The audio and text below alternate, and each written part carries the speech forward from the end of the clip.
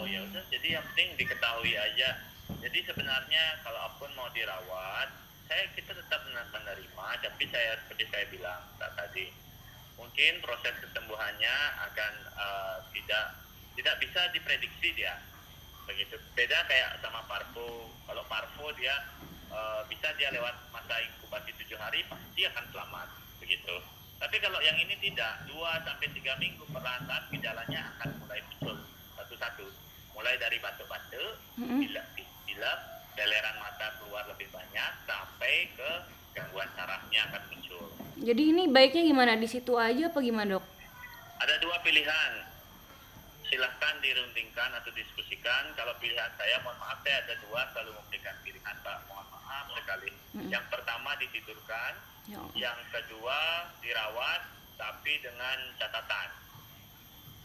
Saya tidak bisa ngasih harapan seperti begitu. Artinya saya cuma membantu memberikan antibiotik karena dia kan sekunder infeksi, kita bantu dia leleran yang batuk-batuk kena itu kita bantu dengan pemberian antibiotik. Hai semuanya, Fani Gasani di sini.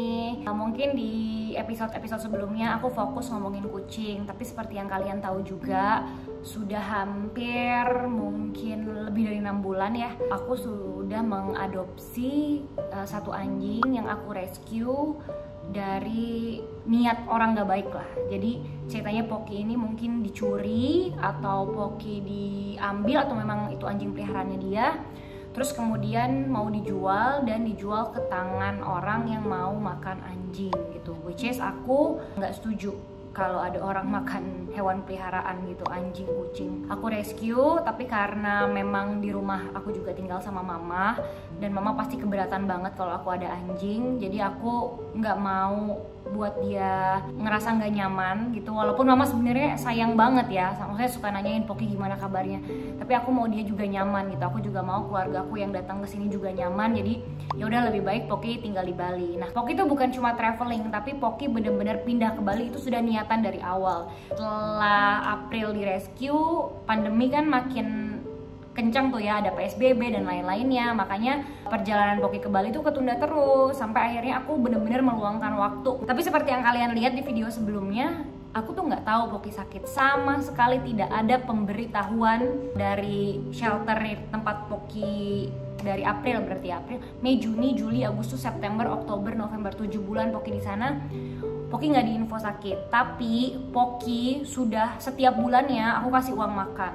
Dan vaksin udah beres. Jadi vaksin itu pertama aku minta tolong divaksinin, vaksin rabies dulu, karena itu biar yang jaga juga ngerasa aman kan, takutnya dia ada rabies. Setelah vaksin rabies, terus vaksin anjing yang pertama. Dan ternyata sama kayak kucing, harusnya itu juga dilakukan pengulangan. Aku tahu itu sebenarnya, tapi aku nggak bisa maksain waktu itu di Mas Bim ya, ke Cat Lovers untuk ayo dong vaksin. Aku nggak bisa kayak gitu karena namanya kita nitip ya, beda lah nitip sama punya sendiri itu pasti beda. Kalau kita punya sendiri kita kayak akan luangin waktu kita bener-bener buat dia.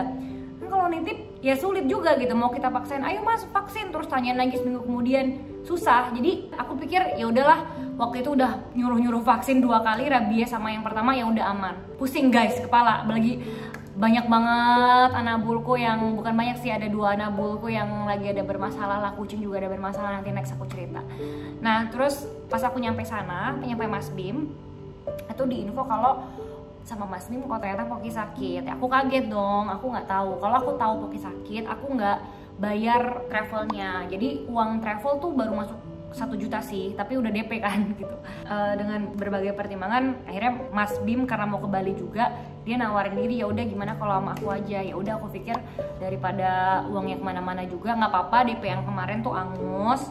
Terus aku bayar Mas Bim 3,5 juta untuk perjalanan dari Jakarta ke Bali gitu. Ternyata setelah dari Surabaya kayaknya mereka sempat sehari semalaman di Surabaya, aku dikabarin Poki nggak mau makan. Momen Poki nggak mau makan itu aku udah nggak bisa tidur, karena aku tahu kalau binatang udah nggak mau makan itu pasti cepet banget gitu loh, dropnya tuh cepet banget gitu. Aku udah yakin itu pasti antara pilek berat atau virus, sudah yakin 1000%. Kenapa? Karena aku punya anabul bukan 1-2, aku punya puluhan anabul dan sudah 7-8 tahun.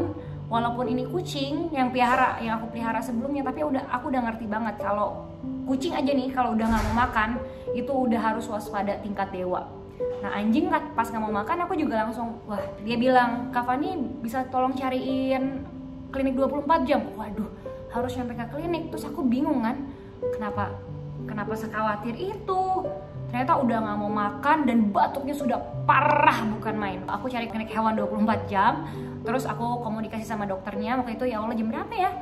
Dari malam sampai setengah 12 malam aku masih chat. Terus pas dicek ternyata Poki suhunya 40 aja dong. 40. Kemudian aku tidak mendapatkan informasi itu dari Mas Bim ya. Aku tahu Poki 40 itu dari dokter, dan kebetulan dokternya itu ownernya dan tidak di situ. Dokternya juga lagi di rumahnya, dia dapat info dari dokternya. Jadi selepas dari Poki di situ aku nggak tahu lagi kabar Poki seperti apa. Aku titipin kandangnya nggak dibawa karena repot kan. Ya udah aku ngerti. Tempat makan, makanan dan segala macam juga nggak ada ternyata. Jadi hanya Pokinya aja yang nyampe, bekal yang dibeli nggak nyampe. Terus akhirnya dites lah kebesokan paginya yang tadi kalian dengar, Poki ternyata positif distemper. Waduh, itu rasanya campur aduk banget deh, bener-bener sedih banget karena aku tahu banget kalau distemper tuh pasti harapan hidupnya tuh kecil, dan menyesal sekali bahwa dia traveling tanpa ngecek virus dia gitu. Aku tuh nggak ngeh waktu itu di video sebelumnya, kalau kalian lihat si Mas Bim tuh udah ngomong iya dia tuh ada gejala loh. Aku nggak tahu kalau itu ternyata maksudnya gejala distemper, karena aku nggak dikasih tahu juga kan itu tuh gejala distemper gitu. Aku taunya ya itu, aku pikir di otakku ya ini flu biasa gitu. Tapi pas ternyata nyambungnya itu gejala distemper, kayak wah sibuk menyalahkan diri sendiri banget deh gitu. Kalau tahu gini, kalau tahu gitu, kalau tahu gini, kalau tahu gitu. Sampai akhirnya alhamdulillahirabbil alamin banyak banget orang yang baik.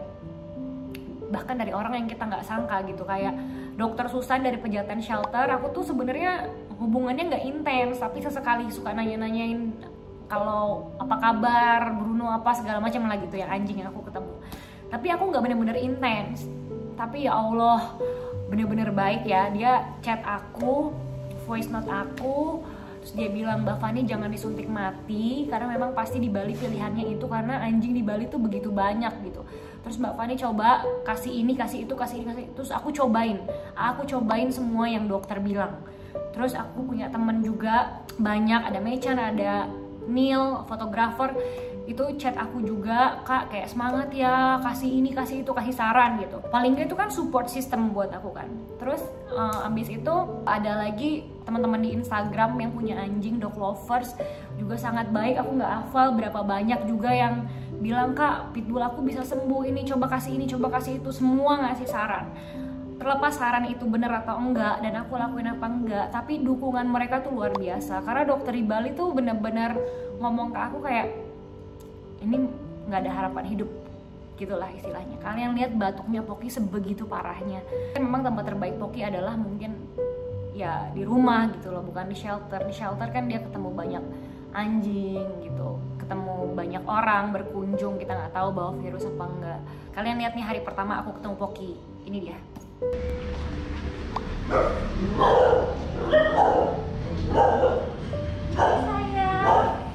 Pilek banget ya? Iya, mohon maaf Mbak ya, kita taruh di sini soalnya nanti takutnya nyebar ke anjing yang lain di sini gitu virusnya.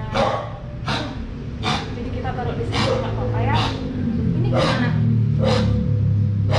Iya, nanti ntar sore kita kasih antibiotiknya sama dipasang infus lagi seperti itu. Karena virus distempernya ini sendiri Pak bukan hanya menyerang saluran pencernaan, tapi Ini kalau saya gendong boleh? boleh. Tapi Pak ada anjing di rumah? Nggak ada. Oh ya nggak apa-apa.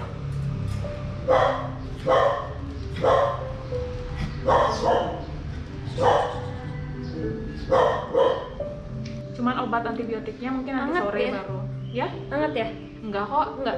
Tadi Normal dia. normal suhunya? Normal suhunya. Oh kemarin tinggi tapi Iya, katanya kemarin dokter. demam ya.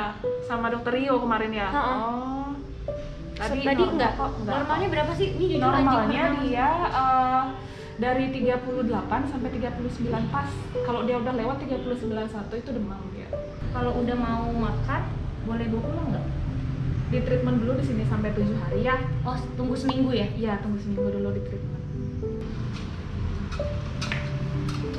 Ngetes dulu. Biasanya dia makan itu ya? Dia biasanya makan ayam. Oh. Coba siapa tahu dia mau. Ntar aku kesini deh sehari 2 kali, nggak apa-apa kan? Nggak Aku gangguin. apa-apa. Sini aja, Kak. Ntar dulu. Coba.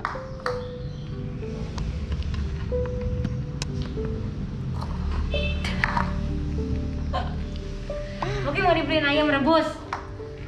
Hah? Ya Allah, Poki, astagfirullahaladzim, Poki. Inilah enak, Poki. Baunya aja enak. Aduh. Kok gitu sih? Pantesan saya bilang, saya kemarin maunya sekarang pagi ini. Cuman, loh, kok batuk bersin-bersinnya intens, demam masih, ini nggak benar nih. Hanya langsung tunggu vaksinnya. Aduh, berarti sudah divaksin pada saat usia dewasa. Yang ini kan berhubungan dengan imun. Kalau dia stres, yang tambah drop lagi. Jadi mau coba kasih makan Poki pakai ayam. Kabarnya dia kan suka makan pakai ayam rebus. Jadi guys, setelah hampir setengah jam, ya, lanjut sini.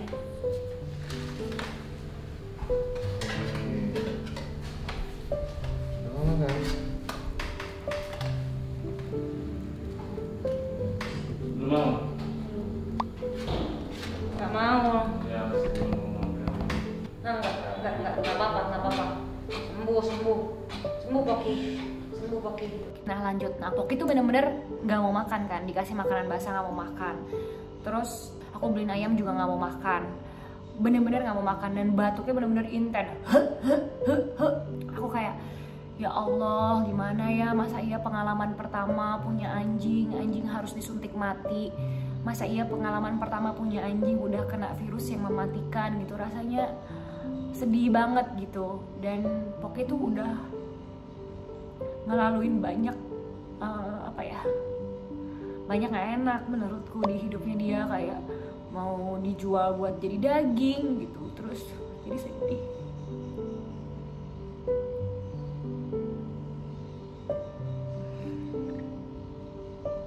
Terus nyampe di tangan aku dia virus, dan sebenarnya aku yakin virus itu udah ada dari dia di Jakarta, tapi saat itu nggak dicek kan di Jakarta virusnya, makanya nggak ada yang tahu.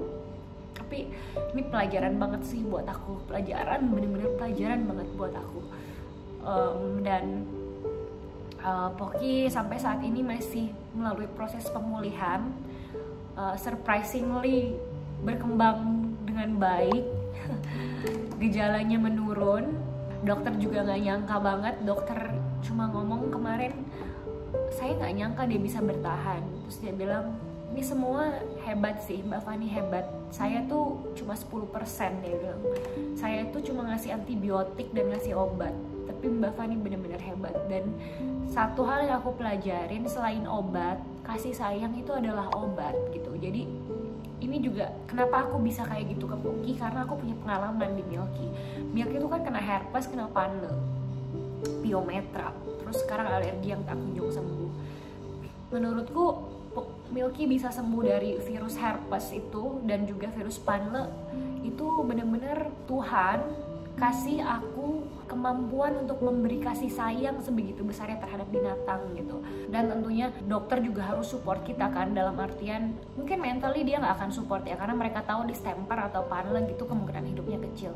Tapi paling nggak dengan obat-obatan dan kasih sayang kita, dan perlu ketelatenan ya, bener-bener perlu telaten. Kalian tuh perlu sensitif gitu loh. Wah dia kalau di AC bersin, berarti jangan pakai AC.